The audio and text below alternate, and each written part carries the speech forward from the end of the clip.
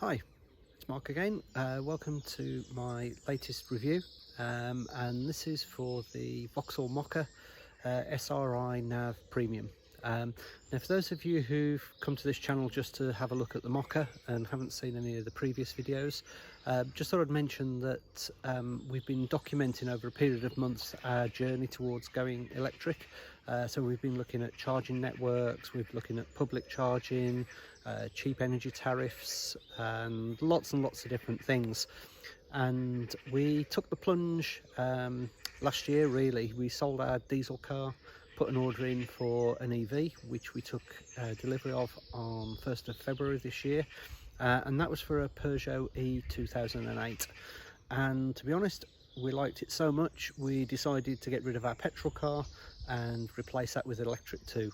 We've been so pleased with it. We really got disillusioned with the petrol car after driving an electric for a period of time, and as a result we decided to change and get a second electric. To be honest, we would have been perfectly happy with another Peugeot e2008, but having two cars the same, that would have been a bit boring. So we decided that we would change tack, and yesterday we took delivery of this Mokka. So what we'll do is we'll do what we did last time. We're not going to do a detailed review, there's plenty of car channels that do that, but just give you first initial show round, and probably in this one talk about the comparisons between the two E2008, because I'm sure many of you who are looking at cars in this area will probably be interested in both cars, and I'll just talk about a little bit about some of the differences we've found. So enjoy the video, hope you find it useful, and let's take a look at the car.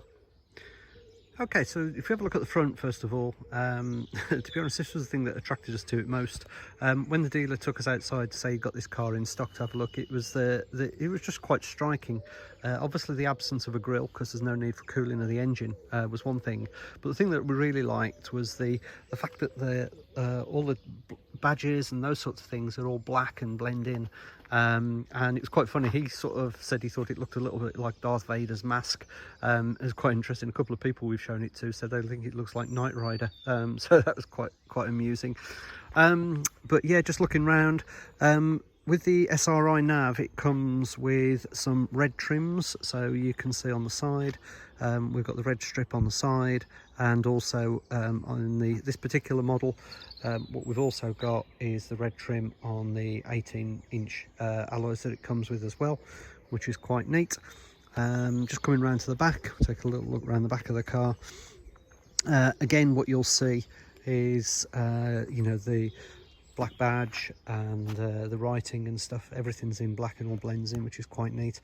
The boot opener is a little bit strange. It's actually down here, down by the number plate, which probably is a bit odd, to be absolutely honest. I'm not sure how dirty it's going to get down there, but that's one thing. Boots are reasonable size. I would say that the E2008 is a little bit bigger, and interestingly on the E2008 we have a boot divider in there. It looks like there's some fittings in here for a boot divider, but doesn't seem to have it, so maybe that's an extra that you get on. Either you need to buy that as an extra, or it comes with some of the higher range cars, but there you go. Obviously comes with charging cable as well, which you would expect. So talking of charging, let's just come round to this side. Again, if you watch my Peugeot video, you'll see that there are some videos about charging. So you've got two different connectors in here.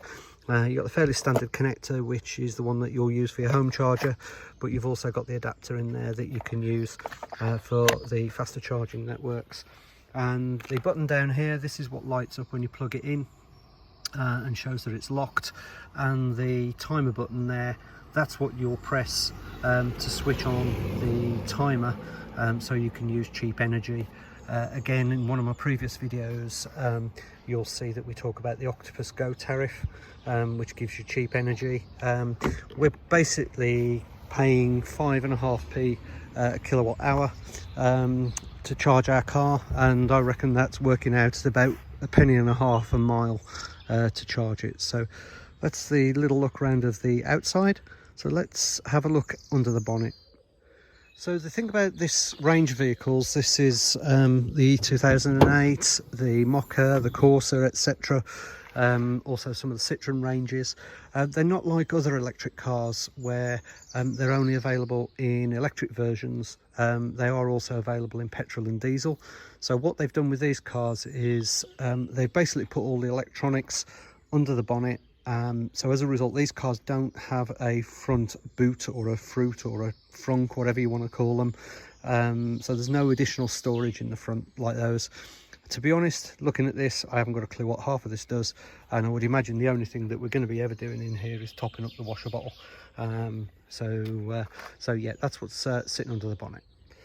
Okay, so let's have a quick look on the inside. So firstly, in the front, again, the red trim is on the seats and also in and around the dashboard. So you'll see that there. Likewise, if we have a quick look in the back, you can have a look, see what we've got in there. A reasonable amount of space. From where my seat's positioned, not a massive amount of leg room in the back, but where Lindsay sits, where she has slightly littler legs than me, there's a little bit more space in front there. So the dashboard is what really appealed to us. We looked briefly at having a Corsa and just having a slightly smaller car for our second car, but the dash on the Corsa seemed a little bit dated in comparison to the Mokka. I think obviously with the release of the new model, this has had quite a significant facelift, which looks really nice. Some of the components are quite similar to the Peugeot, but there are a few things that are different. I mean, the main screen with the sat nav looks pretty much the same, but the way you access the shortcuts on this is slightly different. The Peugeot has some, like a keyboard type effect, which I've never been 100% sure about, to be absolutely honest. Whereas in here, what we've got is obviously some shortcut buttons there for navigating through the various options, so through the sat nav, phone connectivity, charging. So here we can see the status of the charge. The screen then is touch screen, so obviously we can look at the statistics for how the car is doing, and also we can look at the charge status. And again, this is the thing that's quite interesting here. You can see we've got a deferred charging time of 2030. So this is because we've got the Octopus Go Faster tariff, and we get 5 hours of cheap energy that we've set up to start at 8:30 in the evening. And as I mentioned earlier, that charges at 5.5p a kilowatt hour, which is a ridiculously cheap rate for charging your car. For those of you who don't know, you can even get negative energy prices with Octopus. They do something called the Go Agile tariff, and they will actually tell you when the energy prices have gone negative, because they've got a surplus of renewable energy that they've created. And if you've got the flexibility to plug your car in, then you can actually get them to pay you to charge your car, so you can take energy off their hands when they need you to remove it for them. So that's always worth interesting.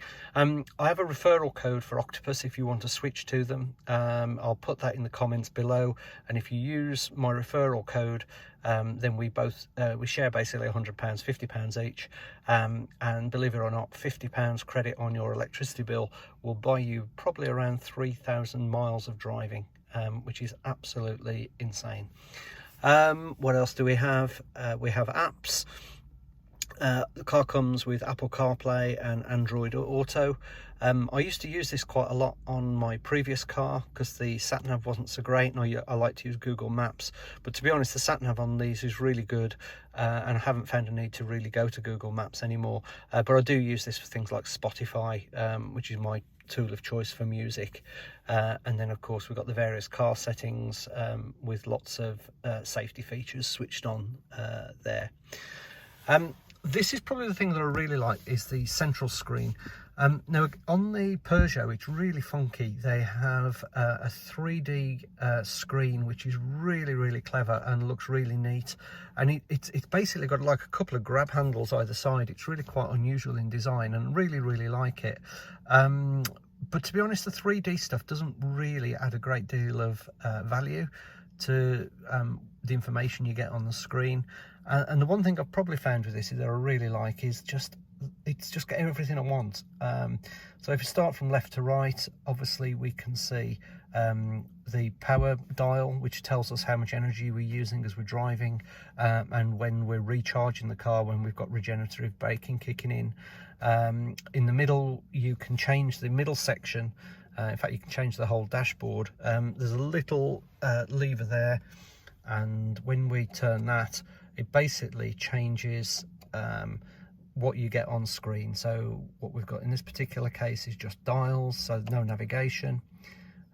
We have the computer option. So again, that's just current information, tells us how we're driving and how many miles per kilowatt hour we're getting out of the car. From an energy point of view, this will show us what the situation is with the battery and how much charge is left in it. Minimum basically is just basic information, just a speedo. You can personalize it as well, set it to what you want. My preference is the navigation. I like the idea of having my sat nav in the middle of the screen, not having to look to the left, so it's right in front of me.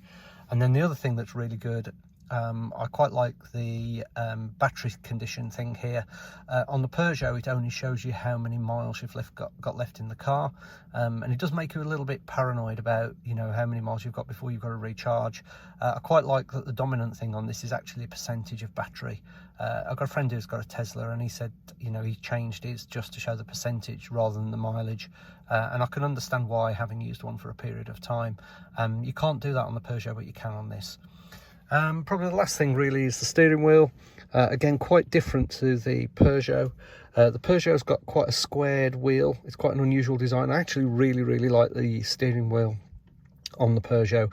It's a bit more traditional on the Vauxhall, but the one thing I really do like about this is I find the volume controls and things easier, the way they're positioned on the wheel. And on this side, what we've got is a couple of things. Firstly, we have the speed control. I can't remember the name of it, but you know what I mean. And also, this is really easy to use down here.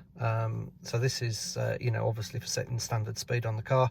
On the Peugeot, it's actually tucked behind the steering wheel here, and you can't see the control. And as a result, we've never used it because you actually have got to look behind the steering wheel to see what buttons to press. With this, we've got those on the wheel, so they're easy to find. And also, we have in the centre, we have a heated steering wheel as well, which we didn't have. I've never had one before. I can't see the point of it personally, but hey ho. Then finally, really, a couple of other little things. Down centrally, the controls for the car are a little bit different. Again, the Peugeot has like a little gear knob type thing, which is very similar to a normal automatic car. In this case, we've just got a lever, so literally it's a case of just pull it back. In fact, put the brake on, pull it back to put it into to drive. B mode, for those who are familiar with electric cars, this is enabling regenerative braking, so you can not quite get away with one pedal driving, but a good way towards it. So the car will slow itself down when you take your foot off the accelerator, and at the same time will also regenerate the car. Then we also have the drive mode option, and again, you won't see this because it'll be on the screen, but when we press this button, in fact, let's show you up here.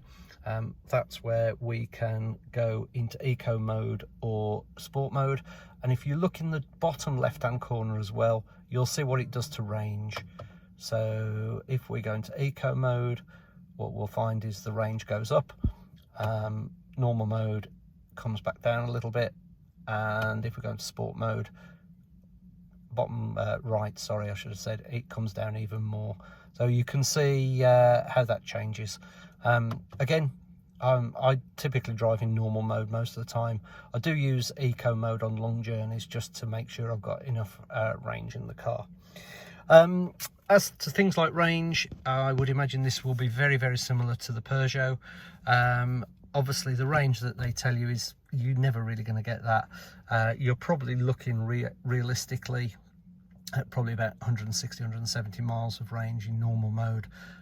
But a lot of it depends on the weather as to how cold the battery is, and also how you drive.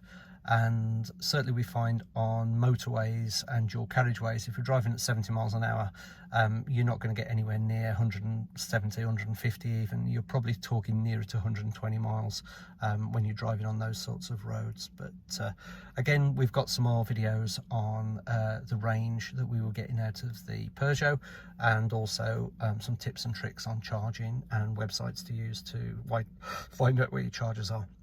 So there you go. That's the Mokka, the Mokka E. I hope you found it useful. As I say, you might want to look at some of the other videos if you're new to EVs and see what other tips and tricks you can pick up. But hope you found it useful, and I'll speak to you soon. Oh, just thought, one final Easter egg. I don't really know about this, but I found this recently, and that is that Vauxhall designers hide a shark image in all of their cars, and they don't tell you where they are, but I've actually found this one, and it might be very difficult to see, but there you go, there's the shark. If you've got another Vauxhall, you might want to see if you can find yours, but that's where it is on the Mokka. It's down in that tray where you put your phone. Thought you might find that fun. See you soon, bye. Oh yeah, and another thing, well, another couple of things actually. There's a couple of things I forgot to mention. Firstly, the performance. Just thought I'd mention, I think probably I find the Peugeot a little bit nippier. It just seems to accelerate a little bit quicker. So really not significantly different, and it doesn't really cause a problem, but just as a comparison, I think the Peugeot is a little bit nippier. But the other thing, and it was interesting, I've had this feedback from both my wife and my mum when I took her out in the car. Both of them got in the car and went, wow, this is really comfortable. They both really think that the seat in the Vauxhall is actually a lot more comfy than the seats in the Peugeot, and it was both interesting that both of them picked up on that pretty much straight away. So there you go, another couple of differences. That's it, honestly, I think that's it. No more comparisons. I think we're done now. Right, speak to you soon. Bye.